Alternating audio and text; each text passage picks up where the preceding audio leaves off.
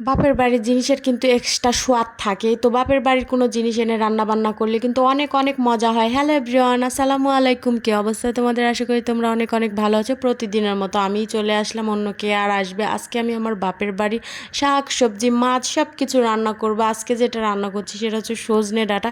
এটা কিন্তু আমার বাপের বাড়ি থেকে আমার ভাইয়ের বউ আনছে, এই জন্যই তরকারিটা এত পরিমাণ খেতে স্বাদ হয়েছে কি বলবো বন্ধুরা।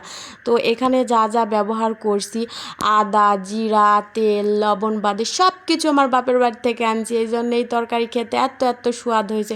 আর আমার বাপের বাড়ি থেকে পুকুর থেকে আমার ভাবি মাছ আনছে, কই মাছ আর হচ্ছে খলসে মাছ, সেটা দিয়ে রান্না করবে। এই জন্য এই তরকারি খাইতে এত পরিমাণ স্বাদ হয়েছে বন্ধুরা, কি কি বলবো আমি বুঝতেই পারছি না। আসলে বাপের বাড়ি থেকে কোনো জিনিস আনলে সেটা খেতে যে কি পরিমাণ মজা হয়, যারা আনো তারাই বুঝো।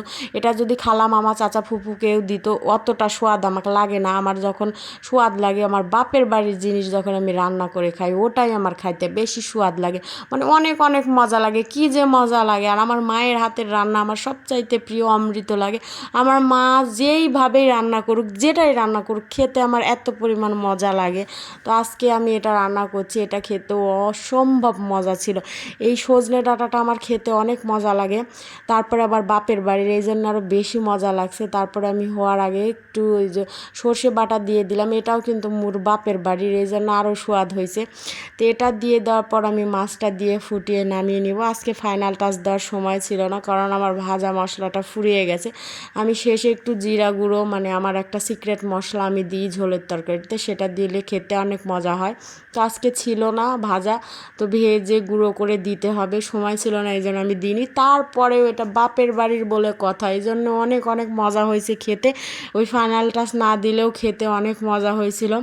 মানে আমার জিভে জল চলে আসছে এখন যে আমি ভয়েস দিচ্ছি, কি বলবো বন্ধুরা। এটা খেতে সত্যি সত্যি খুব মজা ছিল, আর আমার বাপের বাড়ির বলে আরও বেশি মজা ছিল।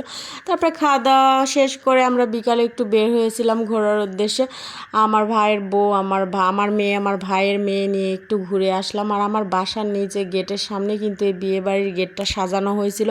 তো আমার মেয়ে আর আমার ভাইয়ের মেয়ে এত সুন্দর করে লাইটিং করছে, এখানে না যেয়ে তো থাকতেই পারবে না। তো আমার বাসার যে হচ্ছে গার্ড আছে, গার্ড আঙ্কেল বলছিল যে এটা আমার আত্মীয়, চলো সমস্যা নেই, দাওয়াত দেয়নি তো কী হয়েছে, ছোটো করে অনুষ্ঠান করছে।